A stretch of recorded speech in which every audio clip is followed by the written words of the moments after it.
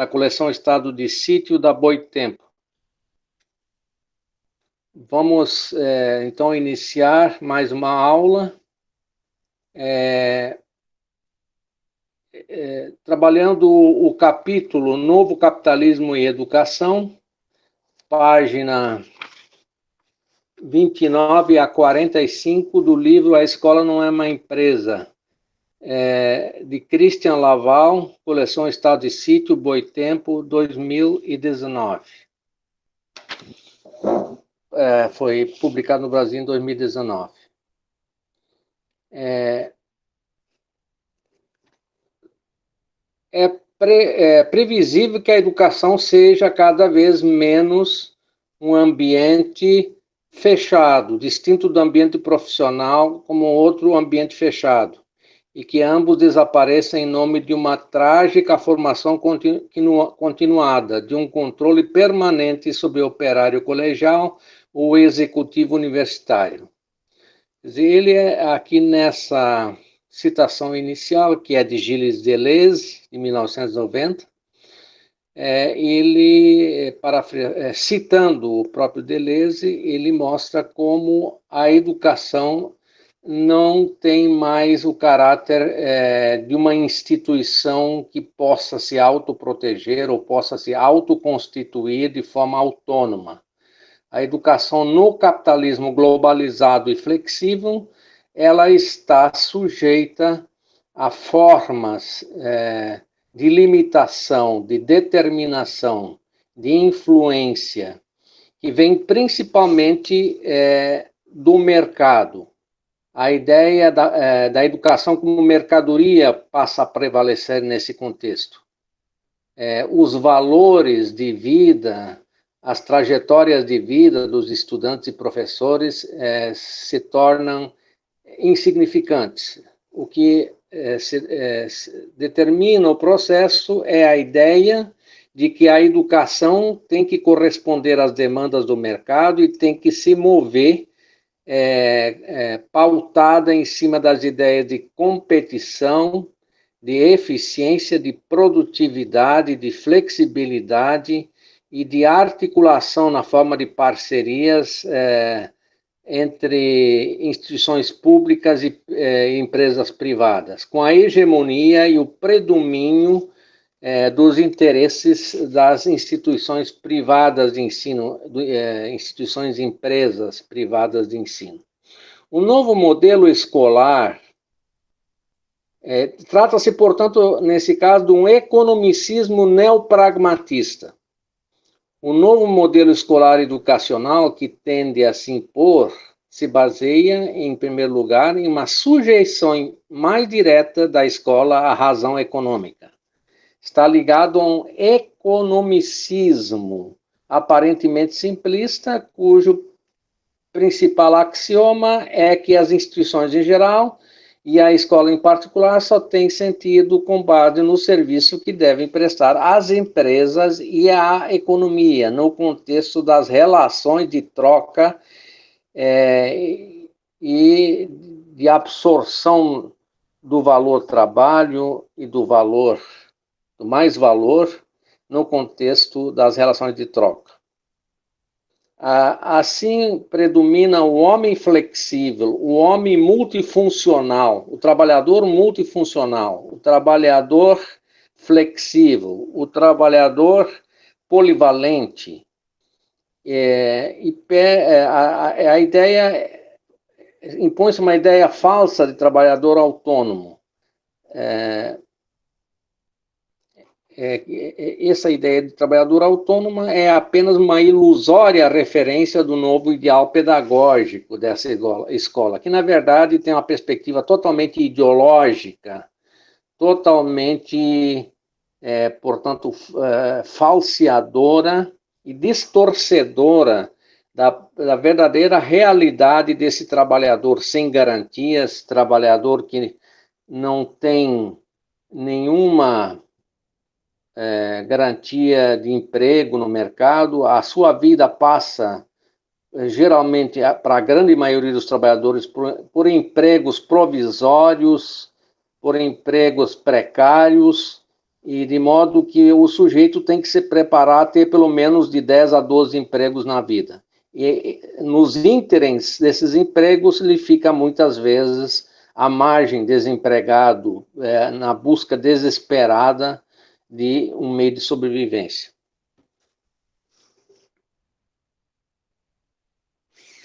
Quer dizer, esse trabalhador, além de multifuncional, flexível, polivalente, ele também é descartável. De modo que o próprio diploma, por mais elevado que ele seja, não garante nenhum direito, não garante nenhum acesso a emprego de forma direta.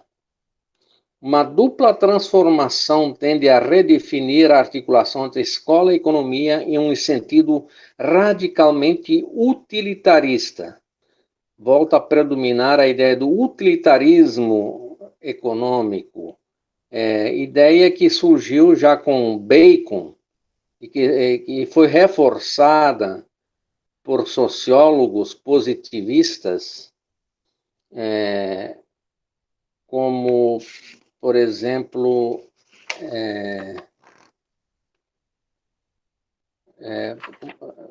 não estou me lembrando agora, me desculpe, não estou me lembrando do sociólogo que eu queria indicar nesse instante. Mas logo mais eu vou me referir a esse sociólogo. Então, uma dupla transformação tende a redefinir a articulação entre escola e economia em um sentido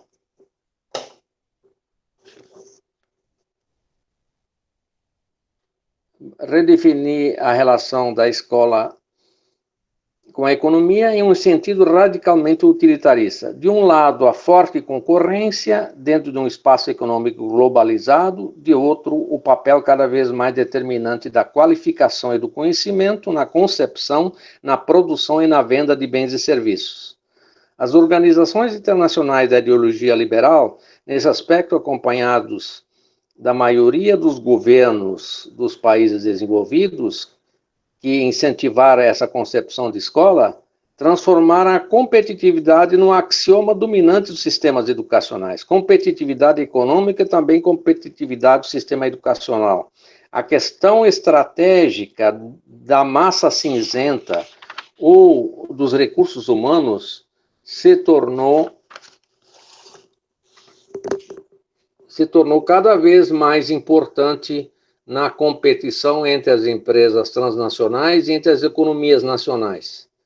Pelo que dizem os especialistas internacionais convocados pela OCDE, Organização para a Cooperação e Desenvolvimento Econômico, que foi fundada em 1961 e que inicialmente correspondia a 37 países, na verdade são os países mais desenvolvidos do capitalismo, que envolvem países do Atlântico Norte, compreendendo países que estão articulados com a Organização do Tratado do Atlântico Norte, a OTAN.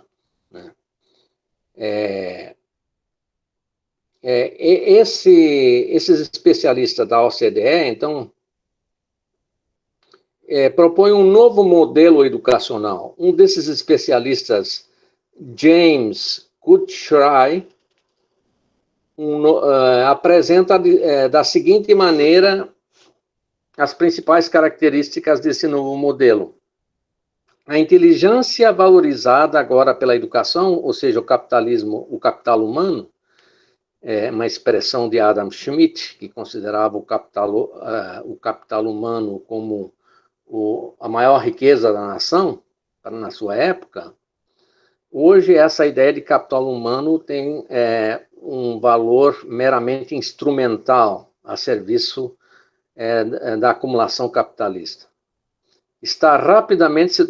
O capital humano, então, nessa circunstância, está rapidamente se tornando um recurso econômico primordial e pode ser que esse imperativo, aos poucos, dê lugar a um modelo educacional internacional. Os países membros da OCDE esperam que seus sistemas educacionais e os diversos programas de formação profissionalizante contribuam em peso para o crescimento econômico. Estão realizando reformas para que isso aconteça.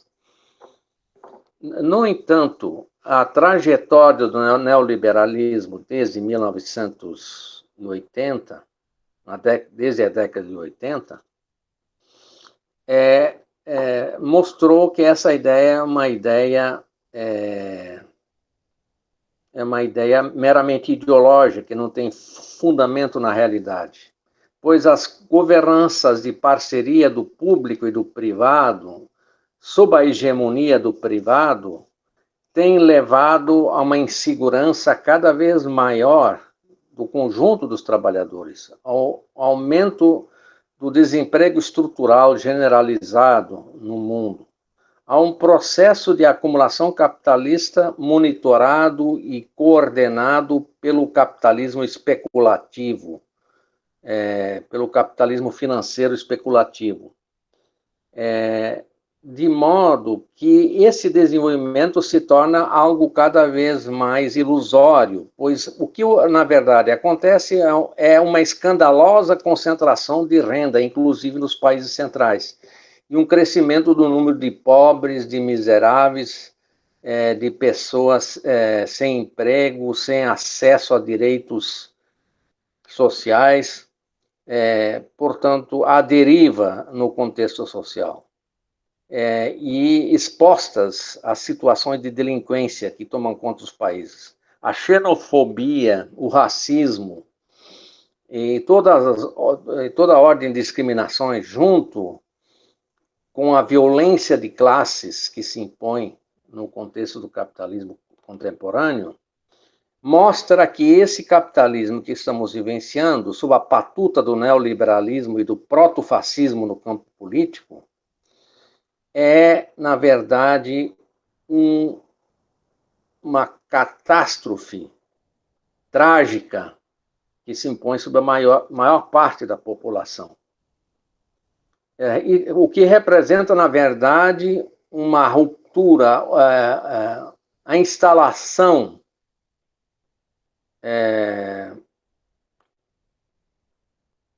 uma instalação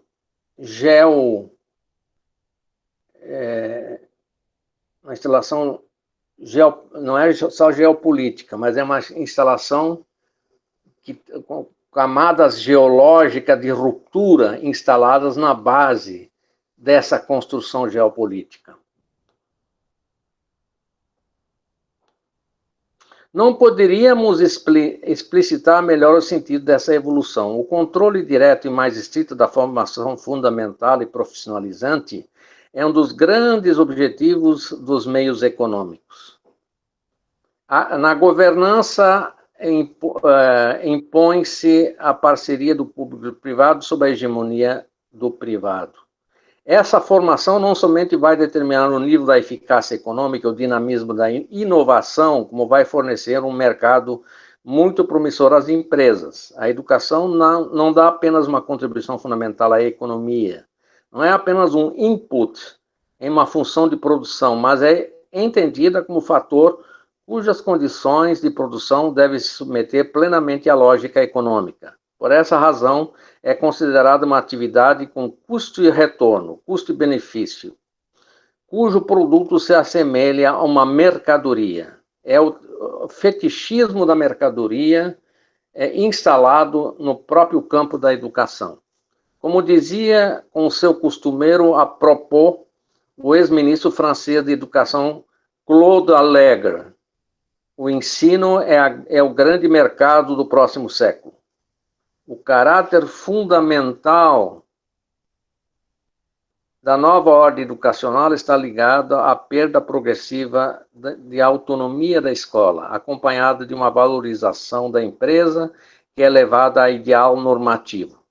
Nessa parceria generalizada, a própria empresa se torna qualificadora envolvida no aprendizado e acaba se confundindo com a instituição escolar e mandando sobre a educação institucional, estabelecendo metas e estabelecendo métodos de avaliação, estabelecendo inclusive currículos em estruturas de aprendizagem flexíveis.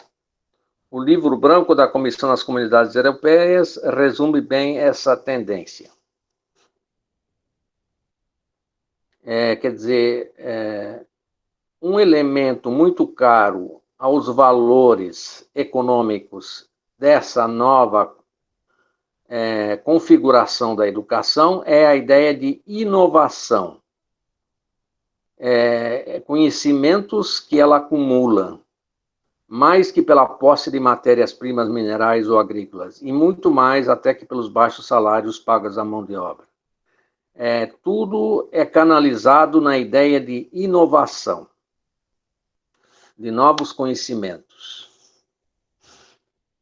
Há consciência entre os Estados-membros sobre a necessidade de maior envolvimento do setor privado nos sistemas de educação e formação profissional e na formulação de políticas de educação e formação para atender às necessidades do mercado e das circunstâncias locais. Por exemplo, sob a forma de incentivo à colaboração das empresas com o sistema de educação e formação e a incorporação da formação continuada nos planos estratégicos das empresas. As mutações do capitalismo permitem explicar, ao menos em parte, a natureza das reformas em curso. O nascimento e o desenvolvimento de um aparelho de educação e instrução separado da família e do ambiente de trabalho constituem uma das grandes transformações do Ocidente. Essa tendência faz parte de um mundo de conjunto dessa sociedade, de uma mudança de conjunto dessas sociedades, marcada pela autonomização das diferentes ordens, religião, política, economia, cultura e pensamento. Tem um livro muito lembrado, que é o livro do Karl Polanyi, um economista social-democrata polonês, que em seu famoso livro A Grande Transformação, é um clássico, A Grande Transformação de Karl Polanyi, lembra que ocorre uma desincrustação, um desarraigamento, em inglês disimpededness, né, que significa desarraigamento, que significa desincrustação, o desacoplamento da própria sociedade, das próprias sociedades no contexto capitalista. Ou seja, as conformações, as formações sociais, culturais, acabam sendo totalmente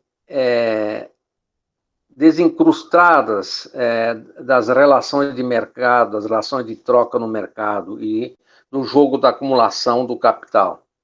De modo que a sociedade passa a ser crescentemente, de forma constante, nesse contexto, a se desencaixar, a se desestruturar, a se desarticular, né, a entrar num processo de degradação, um processo de desconstrução, de individualismo possessivo, comandado pelos agentes do capital, de modo que a grande massa populacional do Estado Nacional, das populações de um país, é cada vez mais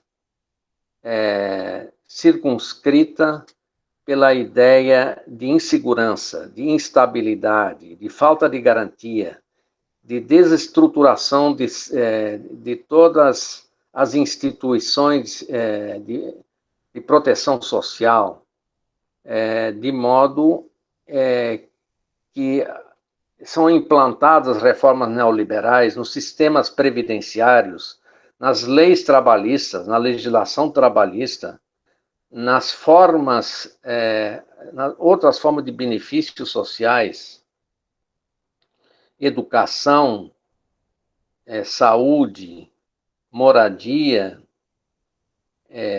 todas essas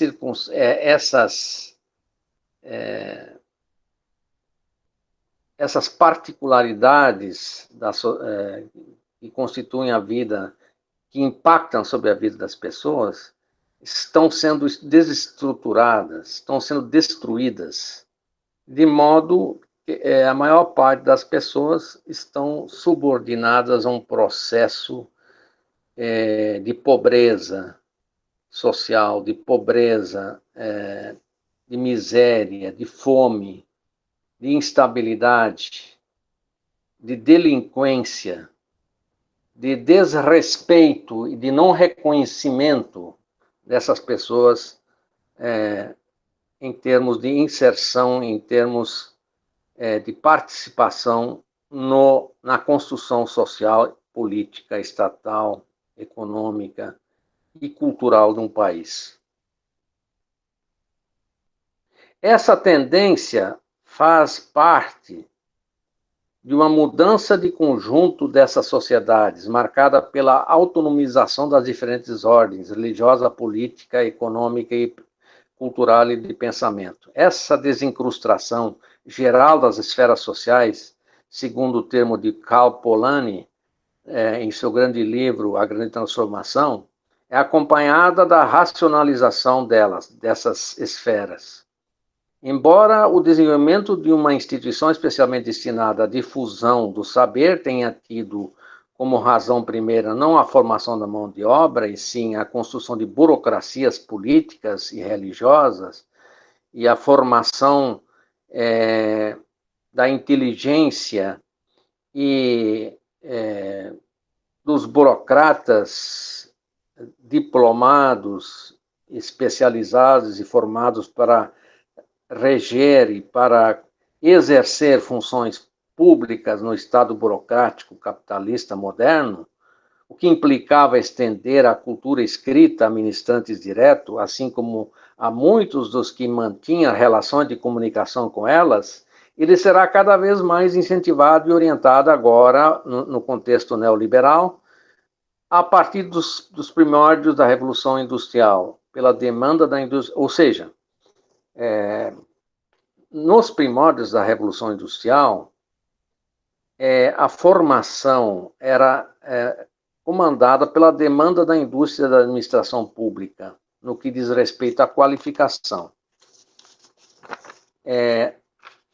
Essa mudança ficou algo encoberta pela preponderância de longa data das finalidades culturais e políticas da escola, o que explica o fato de que ela, durante muito tempo, ter sido considerada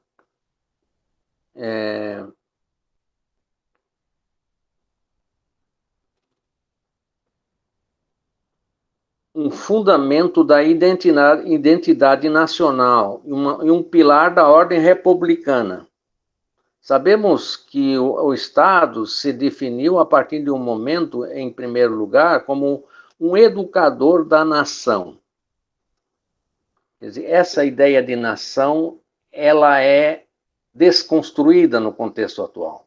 E o exemplo mais eloquente, mais contundente é o caso brasileiro, na atualidade, onde o Estado nacional, o Estado com sua compleição estrutural forte, é desarticulado, destruído, de uma forma quase delinquente, tendendo a se tornar um Estado anão, o nosso Estado brasileiro.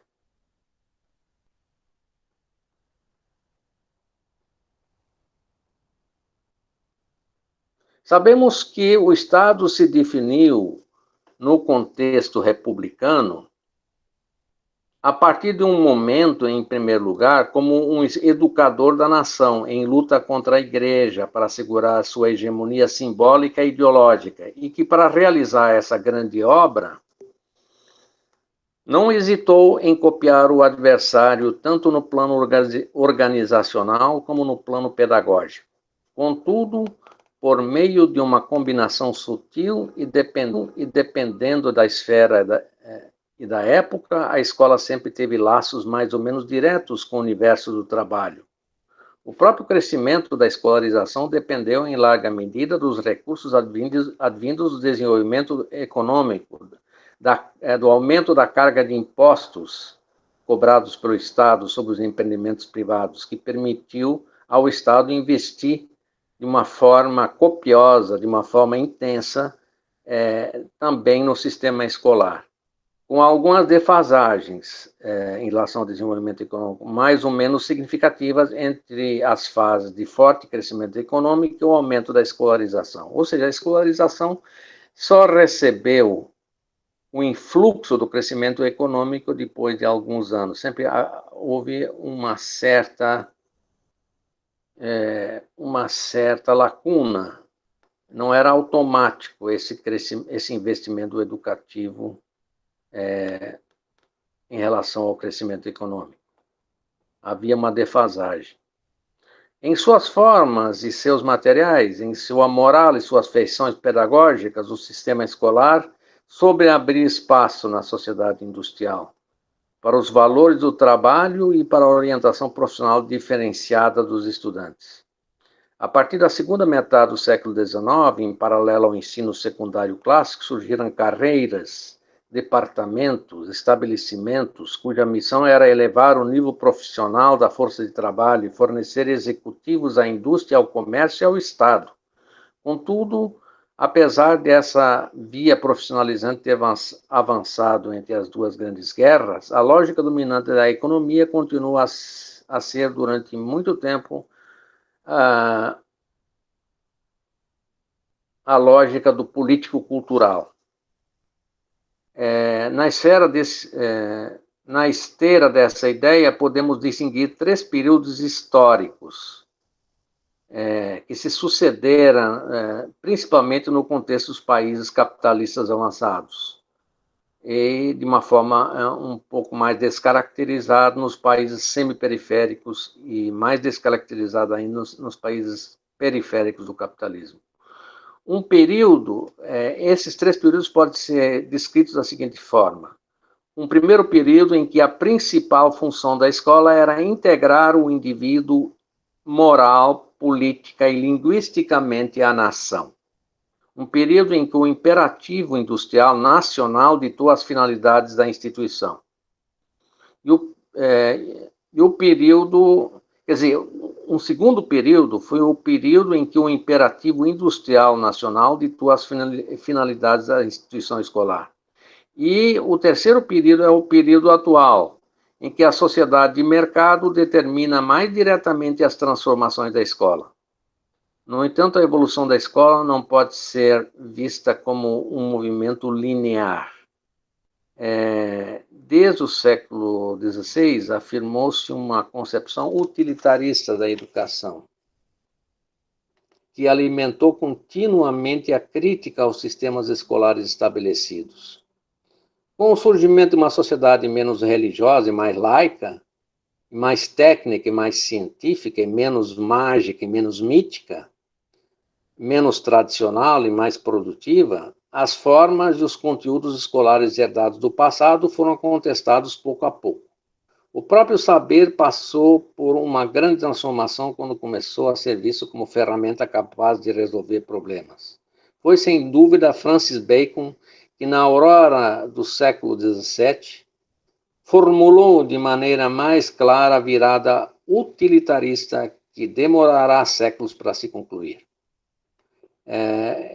Foi Bacon que lançou a ideia Knowledge is Power, saber é poder. O indivíduo deseja saber para melhorar seu destino, isto desde suas primeiras experiências de infância. O homem em busca de felicidade aumenta a capacidade de suas faculdades, aprimorando o seu saber. A grande rebelião baconiana contra a escolástica, tomista, e, segundo a expressão de Spencer, Spencer o sociólogo que eu não estava lembrando o nome dele anteriormente. Então, segundo a expressão do sociólogo Spencer, concebia a rebelião baconiana concebia o saber como um estoque, como um capital acumulado cuja função é aumentar a capacidade humana de dominação da natureza a fim de fazê-la servir melhor a seu bem-estar. Essa é a grande proposição moderna e nunca é demais enfatizar sua importância. Nec plus ultra da representação que farão de si mesmas as novas classes ativas da indústria, burguesia e proletariado. Essa ideia é a base comum do liberalismo e do socialismo. Essa ideia de dominar a natureza e fazê-la servir melhor ao bem-estar é uma ideia utilitarista comum ao liberalismo e do socialismo reformista, a partir da revelação do trabalho e da felicidade terrena. A crítica utilitarista atacará as formas e os conteúdos pedagógicos da civilização cristã e da cultura clássica do humanismo, denunciará o distanciamento do saber escolar em relação à prática, seu isolamento em relação à vida cotidiana, a abstração dos conhecimentos. Esses defeitos demonstrariam a natureza essencialmente aristocrática e ornamental do conhecimento transmitido até então. Ao contrário, os critérios de eficiência na produção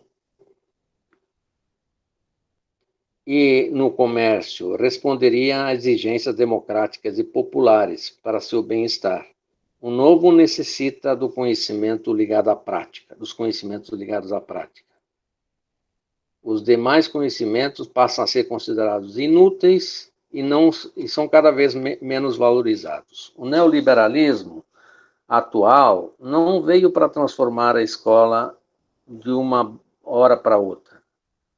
Desde bem cedo, muitos autores se dedicaram a definir e construir uma escola que coincidisse ponto por ponto com o espírito do capitalismo. A mutação presente é apenas a atualização.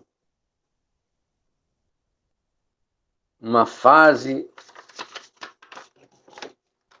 mais madura da sociedade de mercado, de uma tendência ativa há muito tempo.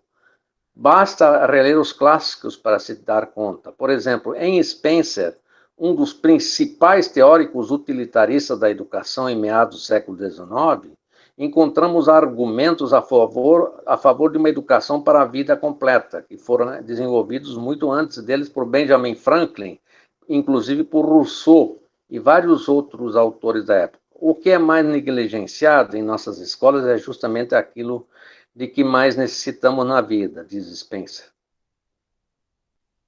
E entre essas necessidades, as mais importantes são as relacionadas às profissões, aos negócios. Também encontramos o que Adam Smith já ressaltara quando pretendeu introduzir uma dimensão mercantil nas relações entre indivíduos e estabelecimentos de ensino. Se queremos que as escolas ensinem coisas úteis, elas devem obedecer à demanda e não ao conformismo da corporação, ao capricho dos superiores. O mercado é o melhor estímulo para o zelo dos chefes, pois permite que seus interesses se confundam com seus deveres.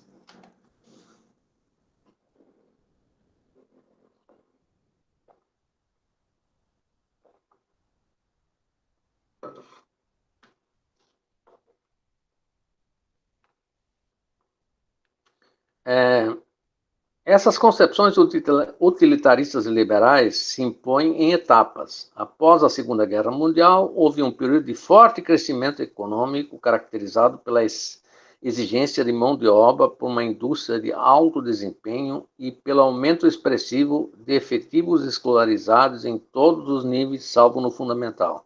Ensino infantil, fundamental 2, médio e superior.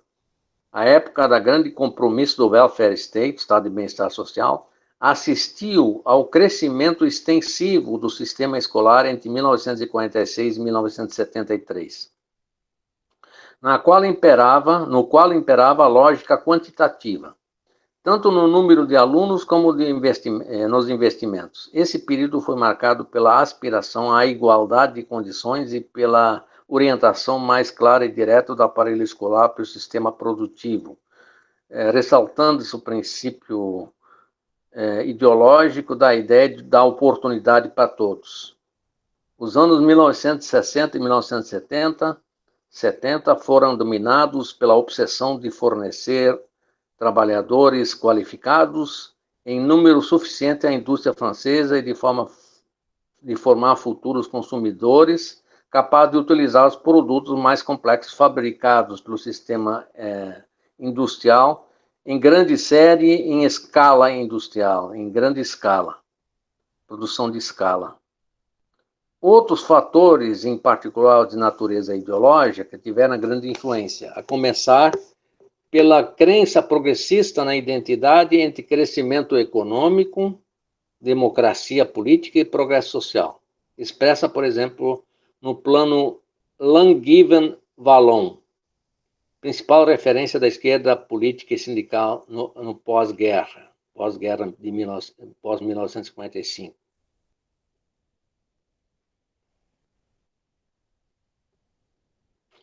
Além disso, a partir dos anos 1960, o Estado adota a categoria de análise e ferramentas de gestão para regular e adequar os fluxos de mão de obra.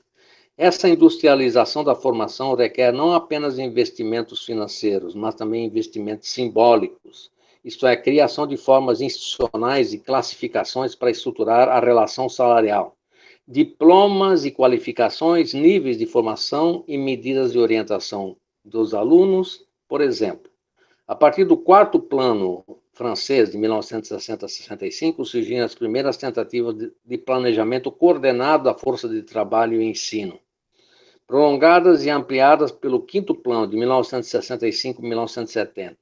A ideia principal era determinar com mais precisão, por extrapolação das tendências observadas, um ajuste ótimo entre força de trabalho e necessidades da economia.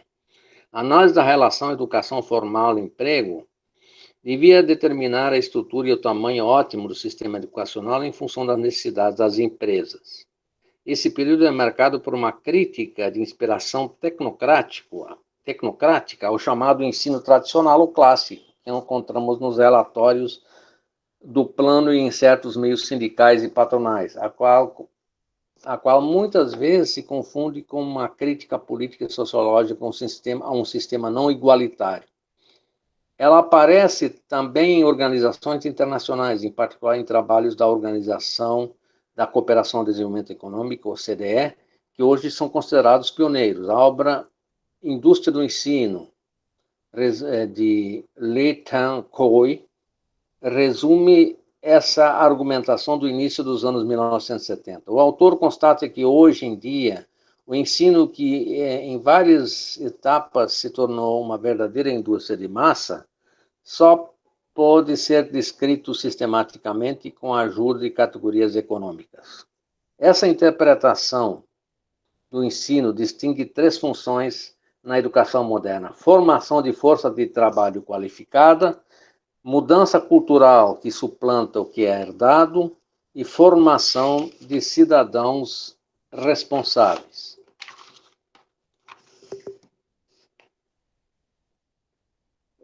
Para o autor, o Laval, essa mutação marca o fim do humanismo clássico baseado no altruísmo e na livre atividade humana. A primeira função é imposta pelo crescimento econômico e pelo desenvolvimento do bem-estar. A escola, que não é mais a única fonte de saber, deve aprender a aprender. Veio essa, quer dizer, é algo mais marcado pelo individualismo do que a ideia da escola nova, que falava do termo learning by doing, aprender fazendo. Né? Esse aprender a aprender é algo mais flexível, algo que depende muito mais da iniciativa do estudante do que o aprender fazendo.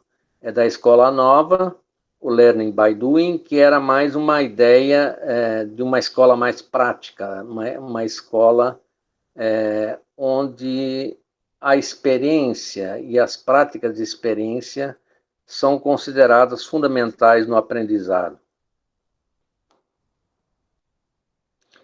Nesse novo contexto, a escola, que não é mais a única fonte de saber, deve aprender a aprender para que a criança seja capaz de ordenar e fazer a triagem da informação confusa, lacunar e tendenciosa da cultura comercializada de massa.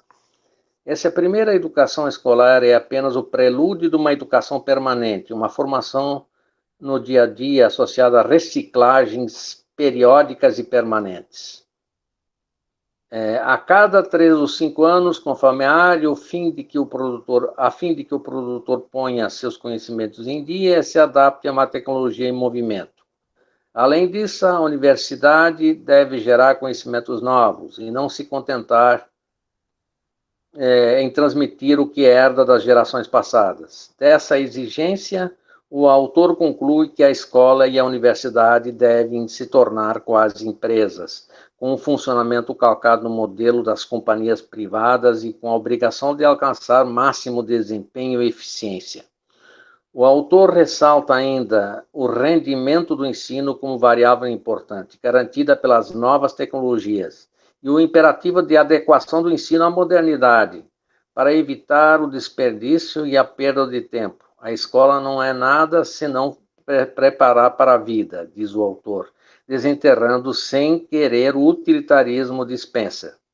Certamente não é uma referência à privatização nem à rentabilidade em sentido propriamente mercantil. O papel da oferta de ensino como serviço público parece ser preponderante para ele, pois espera que o Estado contribua para a modernização da sociedade e para a eficiência global da economia. Contudo, convém chamarmos a atenção para o fato de que esse discurso modernizador é historicamente uma maneira de redefinir o sistema de ensino contra o humanismo tradicional, como uma máquina produtora subordinada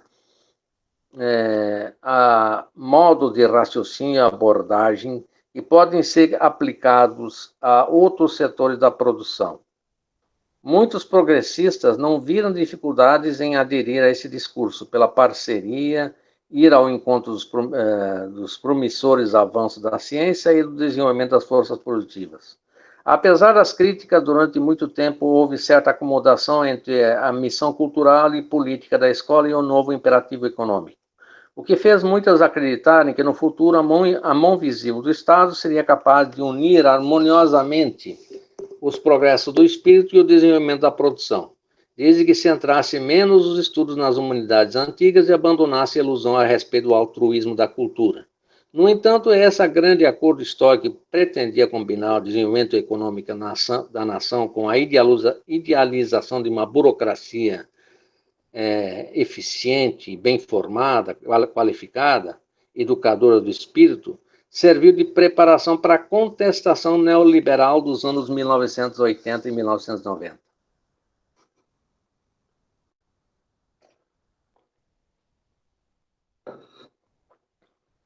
Por uma escola neoliberal, as reformas impostas à educação serão cada vez mais guiadas pela preocupação com a competição econômica entre os sistemas sociais e educativos e pela adequação às condições sociais subjetivas da mobilização econômica geral. O objetivo das reformas orientadas para a competitividade,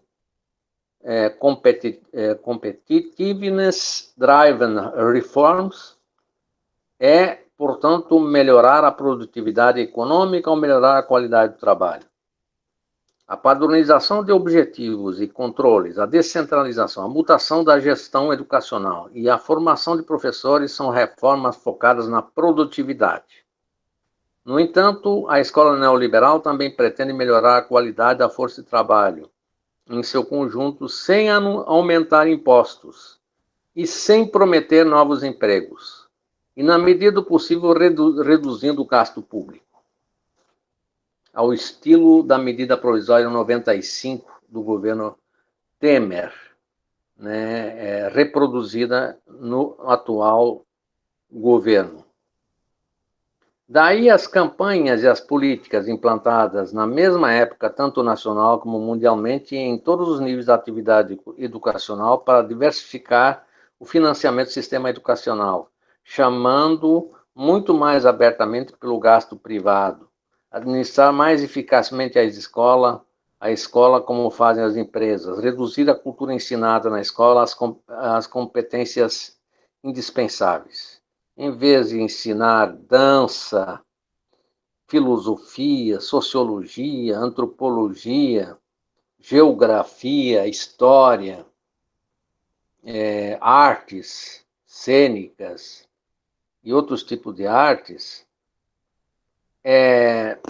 a oferta neoliberal é que, que a escola se restrinja a uma gestão e a um funcionamento eficaz, como escola-empresa, que se reduz a ensinar na escola as competências indispensáveis para a empregabilidade dos assalariados, promover a lógica de mercado na escola e a competição entre famílias e estudantes pelo bem escasso da educação.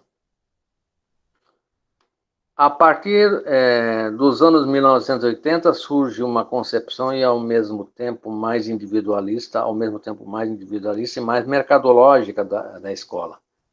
Essa nova fase corresponde à desestruturação da sociedade industrial, que os economistas chamavam de sociedade taylorista fordista, e do seu padrão característico de emprego. Após a virada de 180 graus do governo socialista, o Estado francês deixa que as lógicas de mercado ajam mais abertamente. Tenta reduzir seu próprio raio de ação e adota o modelo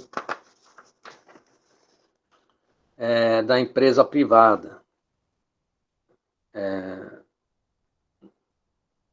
E sob a batuta do fetichismo da mercadoria.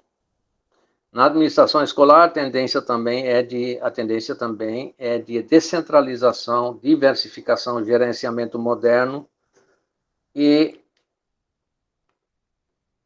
gestão por demanda.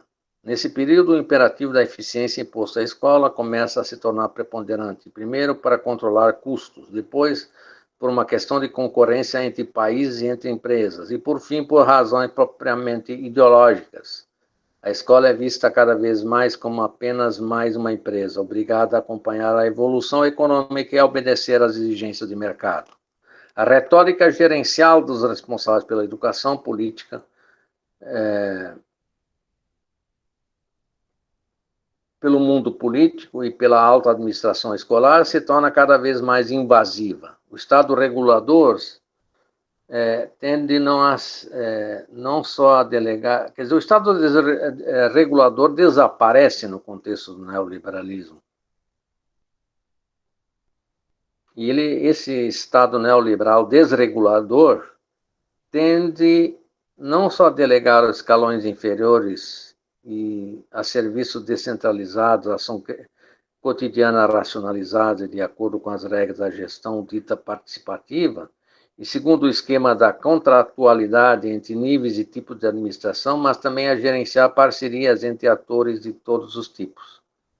Este Estado, guiado pelos novos princípios de ação pública, define as grandes perspectivas e avalia a posteriori os resultados dessa gestão mais autônoma, com auxílio de um instrumento estatístico rigoroso que permite o comando das unidades locais e periféricas. A descentralização do sistema escolar foi pensada e desenvolvida segundo esse mesmo esquema. Afora a desculpa dos inúmeros e cada vez mais patentes defeitos do aparelho burocrático hipertrofiado e massificado no longo período do Estado desenvolvimentista, agora cresce a pressão para introduzir mecanismos de mercado e métodos de gestão inspirados na lógica empresarial, em nome da eficiência e da ideia falseada de democracia. Na prática, a política de territorialização abriu caminho para uma desregulação escolar, que supostamente deveria atender às novas necessidades sociais. Versão soft da mão invisível dos liberais. A doutrina dominante inverte a proposta anterior. Na educação, como em outros domínios, a questão não é mais corrigir as imperfeições do mercado por meio da intervenção do Estado, mas a proposta agora é remediar as falhas do Estado pela promoção de um mercado supostamente autorregulador, isto é, estabelecer a superioridade ética, moral da agregação das preferências individuais por processos mercadológicos sobre a deliberação como modo de elaboração das escolhas sociais. Nesse quadro entra a ideia, ao lado da competitividade, da produtividade e da eficiência, a ideia do empreendedorismo. O indivíduo é convocado ideologicamente a se representar, a se iludir, a se credenciar ilusoriamente como um empreendedor. Mesmo que a sociedade não ofereça espaço nem sequer de inserção econômica para a grande maioria da população no contexto neoliberal. O papel tutelar do Estado educador é contestado quando a escolha das famílias é reconhecida e incentivada pela dessetorialização dos estabelecimentos escolares, por seu ranqueamento e por todas as formas de responsabilizar o indivíduo. Falamos nas aulas anteriores da ideia de ranqueamento coordenadas pela tal da instituição PISA, que se tornou instituição internacional. Todos os estudantes são sujeitados a essa questão do ranqueamento, da competição, até o tutano dos ossos entre as pessoas, que leva a deformações, a sintomas doentios, a doenças patológicas, e leva a processos, portanto, de doenças psíquicas, inclusive, porque é algo estimulado de forma abstrata num contexto de aceleração virtualística da ideia de competição. O modelo do mercado tende a se impor, ao menos como referência ideológica. É de maneira muito eufemística quando a esquerda envereda por esse caminho. A instituição escolar, nesse novo contexto, deve produzir uma oferta que vise a satisfação de uma demanda de consumidores bem informados. No fim dos anos 1990, a fria constatação se impõe. A ofensiva neoliberal na economia é um processo já avançado. Essa mutação deve ser situada no contexto mais geral das transformações do capitalismo a partir dos anos 1980, da era Reagan e Thatcher. Globalização do comércio, financeirização das economias, desobrigação do Estado, Estado mínimo, privatização das empresas públicas e transformação dos serviços públicos em quase empresas, ampliação dos processos de mercadorização do lazer e da cultura, mobilização geral dos assalariados numa guerra econômica generalizada, contestação das proteções dos assalariados com a destruição dos sistemas previdenciários, das leis trabalhistas, e de disciplinarização pelo medo do desemprego. Muito mais que uma crise passageira, o que presenciamos é uma mutação do capitalismo. O que está em jogo é um enfraquecimento de tudo que serve de contrapeso ao poder do capital. E tudo que institucionalmente, juridicamente e culturalmente limitava a sua expansão social. Não há mais contrapeso contra a força do capital, contra a sanha do capital, contra a ação pulsional doentia do capital. Não há mais contrapeso. Todas as instituições, além da economia, foram afetadas por essa mutação, inclusive a instituição da subjetividade humana, pelo chamado empreendedorismo. O neoliberalismo visa a eliminação de toda a rigidez, inclusive a psíquica. Ele prefere psicóticos do que neuróticos, né? Teoricamente falando. Em nome da adaptação às situações mais variadas com que o indivíduo depara no trabalho e na vida. Mais que nunca, a economia ocupa o centro da vida individual e coletiva. Os únicos valores sociais legítimos são a eficiência produtiva, a mobilidade intelectual, mental e afetiva e o sucesso pessoal. Até nas religiões, o predomínio é das religiões fundamentalistas pentecostalistas de espírito Belzebu, da prosperidade a qualquer preço, ao estilo Flor de Lis. Isso não pode deixar incólume o sistema normativo da sociedade e seu sistema de educação, de mutação escolar que as forças econômicas e políticas dominantes exigem. A referência ideal da escola passou a ser o trabalho flexível, de acordo com os cânones da nova representação da gestão. O empregador não espera mais do assalariado uma obediência passiva a instruções precisas. Ele quer que o assalariado utilize as novas tecnologias, compreenda melhor o sistema de produção e comercialização no qual sua função está inserida, deseja que ele seja capaz de enfrentar as incertezas e demonstre liberdade, iniciativa e autonomia, sem garantia nenhuma para a sua estabilidade de emprego e sua estabilidade social. Em resumo, o empregador quer que, em vez de obedecer cegamente às ordens superiores, o assalariado seja capaz de discernir e analisar sem garantias para impor a si mesmo uma conduta eficiente, como se essa última fosse ditada pela exigência do próprio real. A autonomia que se espera do assalariado, que consiste em ele se dar ordens e se autodisciplinar, não acontece sem um certo saber. Em outros termos, o assalariado tem de integrar num universo mais complexo os modos de fazer e os conhecimentos necessários ao tratamento dos problemas, segundo as fórmulas em vigor. Por isso, autodisciplina e autoaprendizagem andam de mãos dadas. Aprender a aprender. A hierarquia burocrática, o taylorismo fordista do tipo clássico, tendem a desaparecer diante da autocontrole gerenciado, diante da flexibilização, da multifuncionalidade, da polivalência do trabalho flexível toyotista. A nova regulação no trabalho reside em uma maior margem de ação da periferia e em um controle baseado no cumprimento de metas. Paralelamente e em conformidade com a doutrina do capital humano, o trabalhador tem de se armar de conhecimentos e competências durante toda a vida e não pode mais se definir por um emprego estável ou um estatuto específico. Na era da informação, o trabalhador não se define mais em termos de emprego, mas em termos de aprendizado acumulado e aptidão para aplicar esse aprendizado em situações diversas, dentro e fora do local de trabalho tradicional. A diretriz é a empregabilidade individual.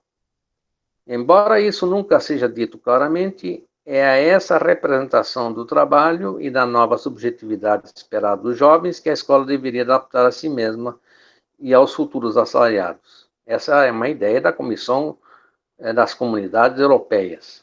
A implantação dos sistemas de informação mais abertos e flexíveis, o desenvolvimento de capacidade de adaptação dos indivíduos serão cada vez mais necessários às empresas para que explorem melhor as inovações tecnológicas desenvolvidas ou adquiridas por elas e aos próprios indivíduos, que em grande parte correm o risco de mudar 4 ou 5 vezes de atividade profissional ao longo da vida e de 10 a 15 vezes de emprego durante a vida.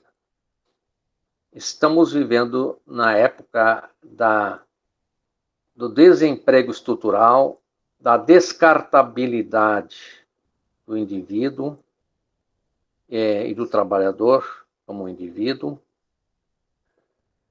e da ideia da responsabilização total do sujeito por todos os males, todas as inconstâncias, todas as crises, todas as desestruturações que essa lógica de acumulação do capital implementa sobre a vida dos indivíduos, a maioria dos indivíduos que são os trabalhadores.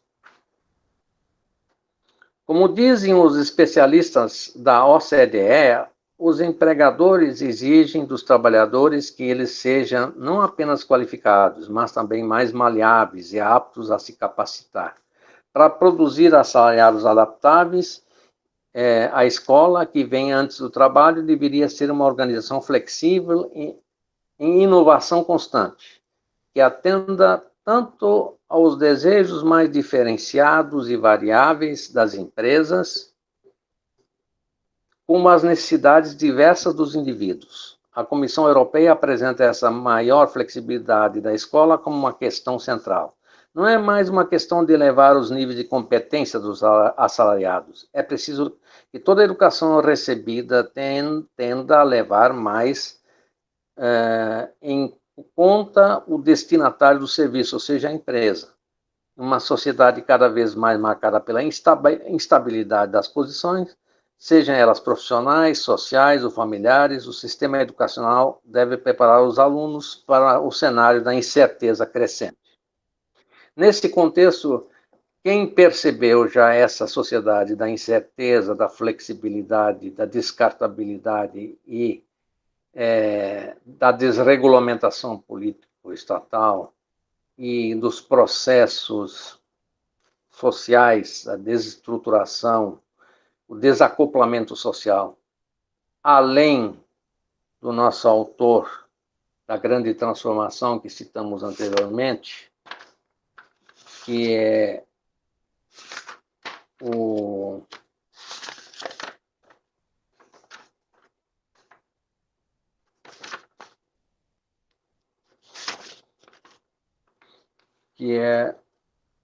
o nosso autor,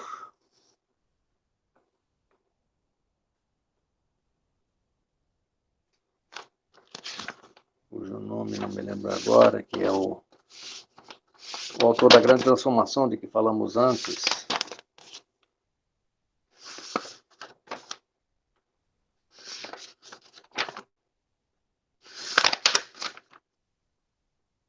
O Karl Polanyi, né, que fala do desarraigamento e da desincrustação social, portanto, a destruição da sociedade pelo próprio capitalismo, como o sistema de troca se impõe contra todos os modos de vida, todas as formas vitais de existência, e impõe quilos de opressão e de determinação coercitiva sobre a existência social e cultural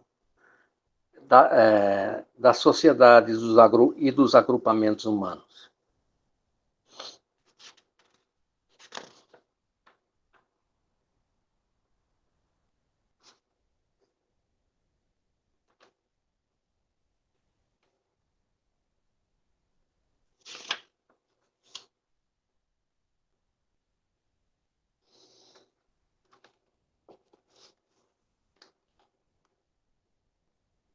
Então, afora a desculpa,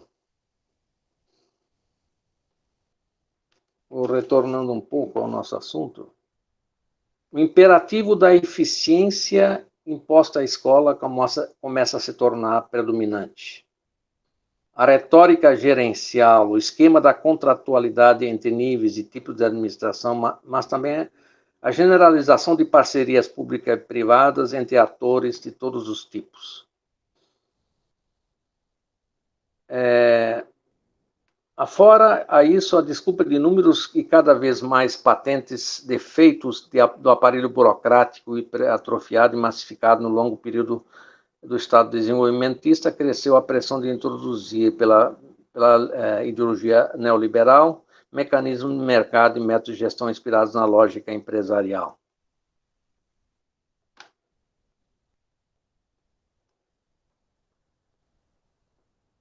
No fim dos anos, quer dizer, o papel tutelar do Estado educador é contestado nesse novo contexto neoliberal.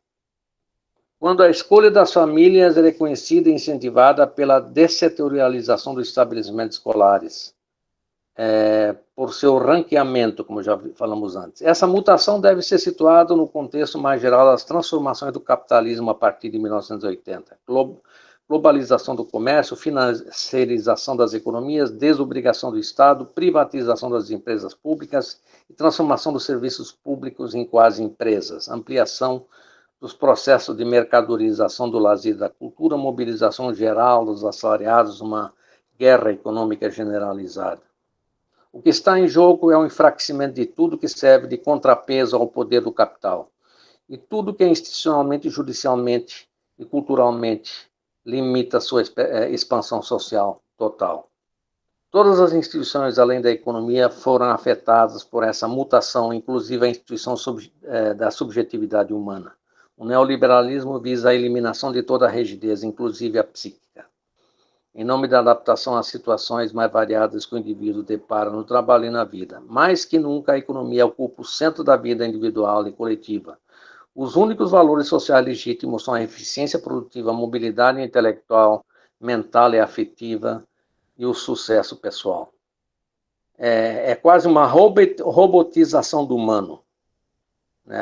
Robotização da própria escala de valores, da própria ideia de cultura, da próprio espírito de arte, da própria desenvoltura artística dos indivíduos.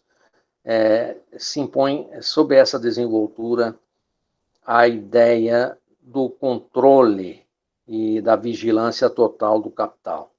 Isso não pode deixar incólume o sistema normativo da sociedade e seu sistema de educação. A escola flexível, as transformações da organização do trabalho, em parte reais, em parte idealizado do discurso oficial, explica em grande medida o tipo de mutação escolar que as forças econômicas, políticas dominantes exigem. A referência ideal da escola passou a ser o trabalhador flexível, de acordo com os cânones da nova representação da gestão. O empregador não espera mais do assalariado uma obediência passiva a instruções precisas.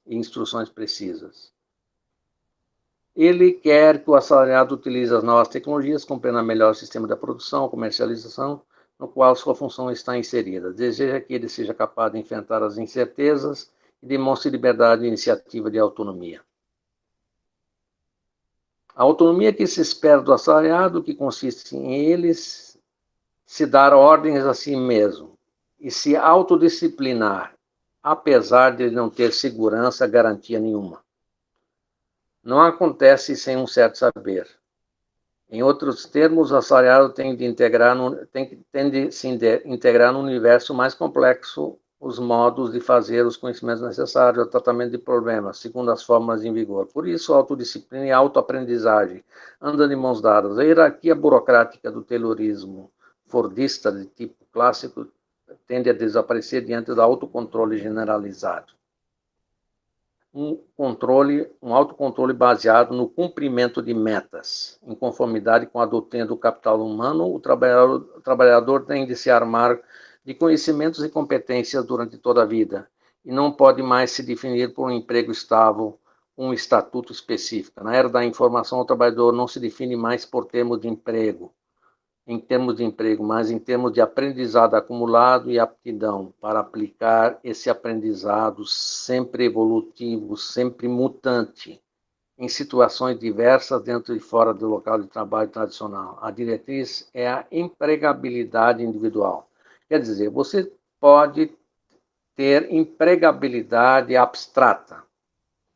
Abstratamente, você tem a empregabilidade se você ostenta e sustenta todas essas exigências abstratas que não lhe dão garantia nenhuma, não dão estabilidade nenhuma, não lhe oferecem nada de garantia futura, mas se você dominar a eficiência, o conhecimento, o cumprimento de metas, o autocontrole generalizado e tiver abertura para inovações, então você é acompanhado pela diretriz da empregabilidade individual, ou seja, você é potencial empregado. Os que não seguem toda essa parafernália de exigências abstratas do capital financeiro virtualizado, você não é nem munido pela ideia abstrata de empregabilidade individual.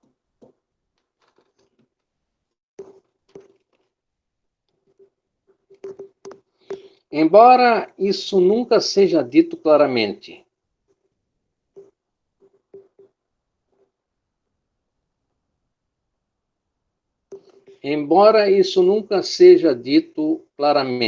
é essa representação do trabalho e da nova subjetividade esperada dos jovens que a escola deveria adaptar a si mesma e aos futuros assalariados. A Comissão das Comunidades Europeias destaca a implantação do sistema de informação mais aberto e flexível e o desenvolvimento de capacidade de adaptação dos indivíduos serão cada vez mais necessárias às empresas para que explorem melhor as inovações tecnológicas desenvolvidas ou adquiridas por elas e os próprios indivíduos que, em grande parte, correm o risco de mudar 4 ou 5 vezes de atividade profissional ao longo da vida, além de ter que mudar de emprego de 12 a 15 vezes. Sendo que nos interstícios de um emprego para outro geralmente passam, às vezes, longos períodos de desemprego.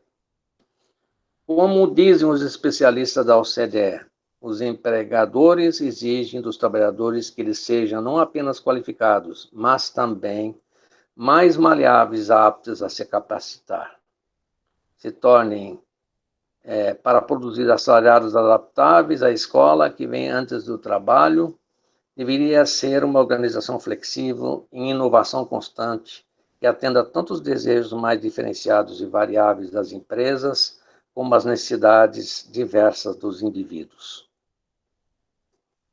Em uma sociedade cada vez mais marcada pela instabilidade das posições, sejam elas profissionais, sociais ou familiares, o sistema educacional deve preparar os alunos para um cenário de incerteza crescente. A pedagogia não diretiva, estruturada de modo flexível, o uso de novas tecnologias, o amplo cardápio oferecido aos estudantes, o hábito do autocontrole e do controle contínuo, da vigilância contínua, são pensados como uma propedêutica para a gestão de cenários de incertezas que o jovem trabalhador vai encontrar ao concluir os estudos, enquanto às vezes as formações profissionalizantes especificamente adaptadas a determinados empregos são declaradas anacrônicas, porque os assalariados terão de mudar de empresa com mais frequência e realizar tarefas diferentes em cada empresa.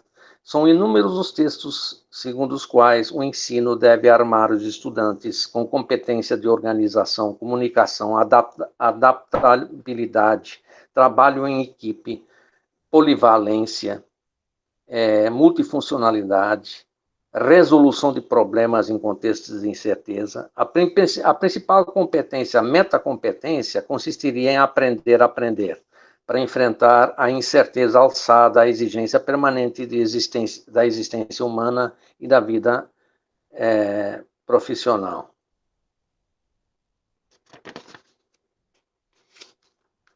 Nesse contexto, estabelece uma decomposição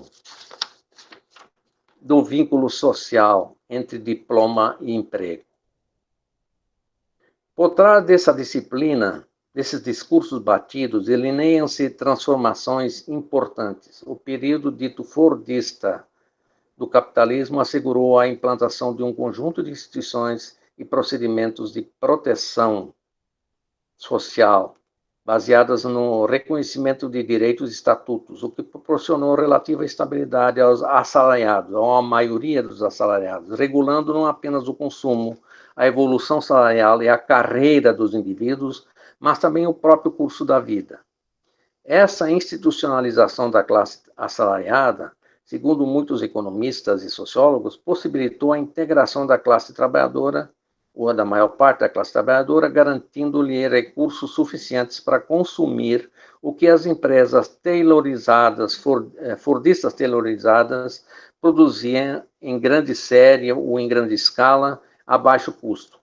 Nesse período, muito mais indivíduos puderam prever um progresso social, não apenas para eles mesmos, mas também para seus filhos, graças aos estudos destes. A escola, parte integrante do compromisso fordista da sociedade salarial,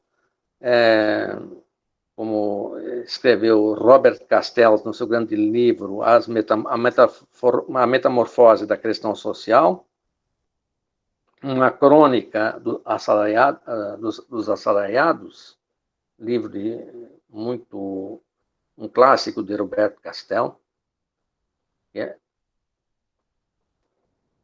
Essa institucionalização da classe trabalhadora, portanto, possibilitou a integração da classe trabalhadora, a maior parte dela, garantindo-lhe recursos suficientes para consumir o que as empresas fordistas, tayloristas produziam em série, em grande escala. A escola, parte integrante do compromisso fordista da sociedade salarial, diplomou pessoas dotadas de direitos reconhecidos por convenções coletivas e contribuiu para o estabelecimento de estatutos nos quais elas podiam se apoiar para vender sua força de trabalho. Ainda que a relação entre diploma e emprego nunca tenha sido geral e unívoca, o diploma dava, em larga medida, o fundamento da hierarquia interna da classe assalariada, especialmente nas funções públicas, mas também se caracterizava por estar ligado a uma esfera escolar e, por sua relativa autonomia, tinha força simbólica o bastante para torná-lo relativamente independente das relações de força imediatas do mundo profissional. Isso valia, em particular, para os diplomas técnicos e profissionalizantes que permitiam aos assalariados não depender diretamente das exigências caprichosas e arbitrárias dos empregadores. A relação entre um bom diploma e uma boa profissão aparecia como uma relação necessária em uma sociedade de estatutos. Se o ensino técnico foi objeto de relativo desprezo, sobretudo em razão da divisão social e técnica do trabalho, ele foi um vetor de reconhecimento, por outro lado, das qualificações e proporcionou a muitas pessoas um sentimento de dignidade pessoal e utilidade social e de pertencimento social, ou seja, condições para uma ação coletiva constante. De alguma forma, a pessoa se sentia integrada socialmente, mesmo que de forma um tanto precária em certas circunstâncias. O período neoliberal do capitalismo tende a mudar o vínculo entre diploma e valor pessoal reconhecido socialmente, tornando-o mais frouxo e impreciso. Numa época em que se declara que o saber é um produto perecível e as competências objeto de uma destruição criativa permanente, o título escolar e universitário tende a perder força simbólica. Referente a esse conceito, a esse termo, destruição criativa, queremos lembrar aqui que ele está presente no livro de Joseph Schumpeter, em seu livro Capitalismo, Socialismo e Democracia, publicado em 1942 pela primeira vez, ganhando nova força no contexto, sendo que esse termo, destruição criativa, ganhou nova força no contexto neoliberal, sendo que a destruição é algo realista, o criativo que dá para questionar, que é algo muito mais delirante do que real nessa sociedade. Destruição criativa. Então, esse sistema ele não estabelece uma destruição criativa em termos de sociabilidade. Então, é importante lembrar aqui esse livro clássico de Joseph Schumpeter, que usa o termo destruição criativa em seu livro Capitalismo, Socialismo e Democracia, publicado pela primeira vez em 1942, sendo que esse termo destruição criativa ganha nova força no contexto do neoliberalismo, nova força ideológica, inclusive.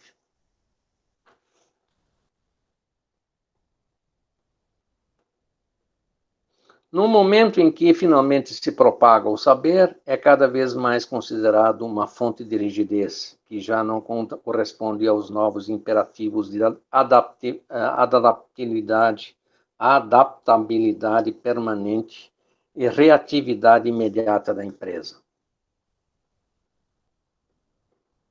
Evidentemente, essa contestação deve ser imputada às transformações do trabalho. A classe assalariada foi atomizada em estatutos múltiplos, subestatutos e sem estatutos. A identidade no trabalho e pelo trabalho se fragilizou com desemprego em massa e a crescente instabilidade de empregos e postos de trabalho, da qual os assalariados são vítimas desse processo destrutivo. Acontece assim uma atomização da própria identidade da classe trabalhadora e do trabalho em geral. Os próprios organismos sindicais, partidos trabalhistas, partidos social-democratas trabalhistas, partidos comunistas, partidos socialistas, todos eles vieram a perder força a partir da instauração vitoriosa do neoliberalismo nos anos 1980. Hoje, a classe trabalhadora e os trabalhadores em geral são afetados por um processo de desidentificação, por uma falta de uma identificação identitária, né? Sendo subordinados e jogados à condição da marginalidade social, à condição da inclusão exclusiva, como diria George Agamben. Nesse contexto, como outro grande sociólogo dos primórdios do século XX dizia, impõe-se a personalidade, uma personalidade depressiva, uma personalidade, o termo que ele utilizava para essa personalidade depressiva era um termo francês, que agora não me ocorre. Mas é que ele diz, a maior parte das pessoas nessa sociedade depressiva leva a 80% a 90% das pessoas a viajar nesse torrencial de corrente perigosa na forma de pessoas que são levadas de forma sem iniciativa, de forma dolorosamente passiva, sendo que ele diz que outros 10% são as personalidades oportunistas, né? As personalidades que, de forma individualista, procura tirar vantagens à revelia da maior parte da população. O trabalho se iguala cada vez mais a uma mercadoria, como qualquer outra, perdendo ao mesmo tempo sua dimensão coletiva e suas formas jurídicas. A tendência atual à desinstitucionalização da relação entre diploma, qualificação e profissão está ligada a esse enfraquecimento das posições dos assalariados que encontram cada vez menos segurança nas instituições e referências estáveis em relação ao que eles valem e ao que eles são, e que por isso são responsabilizados pela sua própria má sorte. Esse processo leva à própria desestruturação, fragmentação da própria sociedade, destruição dos próprios laços, dos próprios elos sociais. A transformação do mercado de trabalho, de fato, acentuou a vulnerabilidade das pessoas com diplomas secundários, das quais se exige exigência profissional e, ao menos, que se ponham à prova em uma multiplicidade de estágios e empregos precários. Relatórios oficiais reforçam a ideia de que os diplomas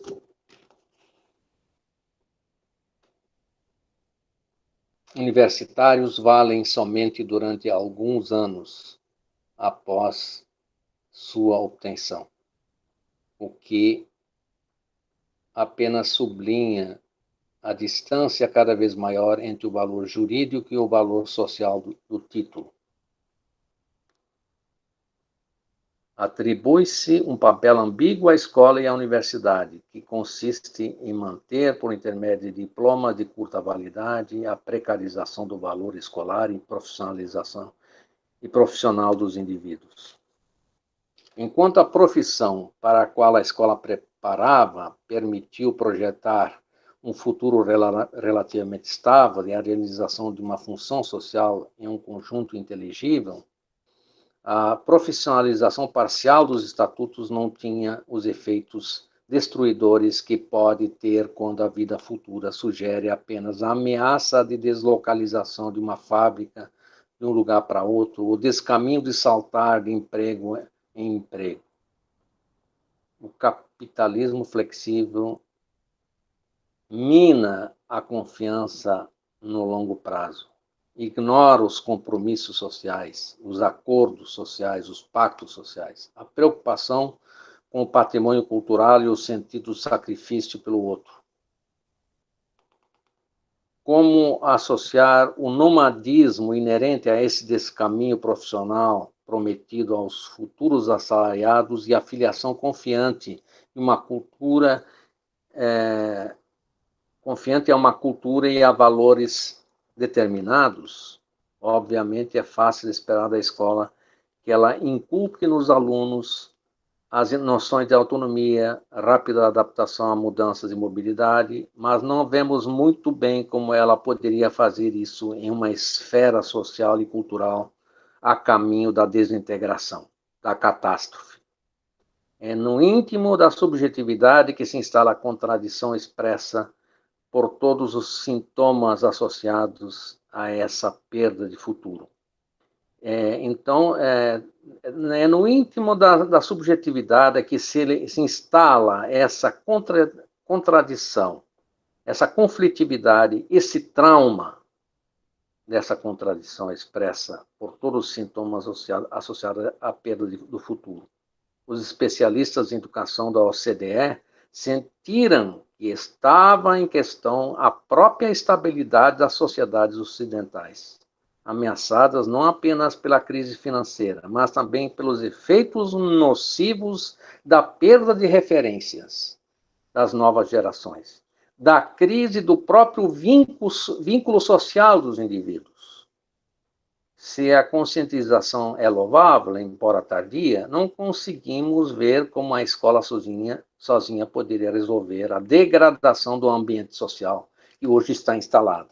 Isto é, as desigualdades, a marginalização social, a insegurança social, a crescente anomia social, a delinquência, a fome, o racismo. Não conseguimos ver, sobretudo, como uma escola com o mesmo motor da sociedade de mercado poderia impedir o efeito de dissolução causado pelo curso atual do neoliberalismo. Neoliberalismo que já mostrou sinais de decadência, sinais de inadequabilidade, já desde a crise de 1908, mas que o capital ainda teima em querer fazer valer, inclusive no Brasil, né? Principalmente na sociedade brasileira, mas projeto esse que está destinado ao fracasso. O autor que antes não estava lembrando é George Simmel. Ele fala dessa população jogada à própria sorte como marcada por uma personalidade blasé.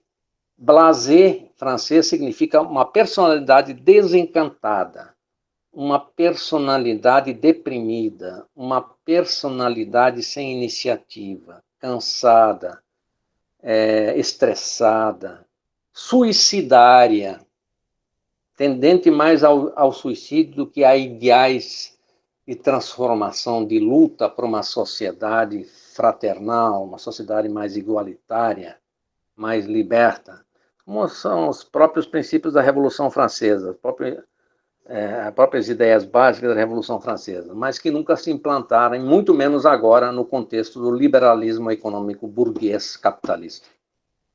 Então, terminamos assim essa nossa aula de hoje e façam bom proveito. Obrigado a todos por assistirem esse vídeo e agradeço especialmente ao Fabiano e também à Hipácia pelas importantes contribuições que vem dando para que essas aulas possam ser realizadas de forma remota. Muito obrigado.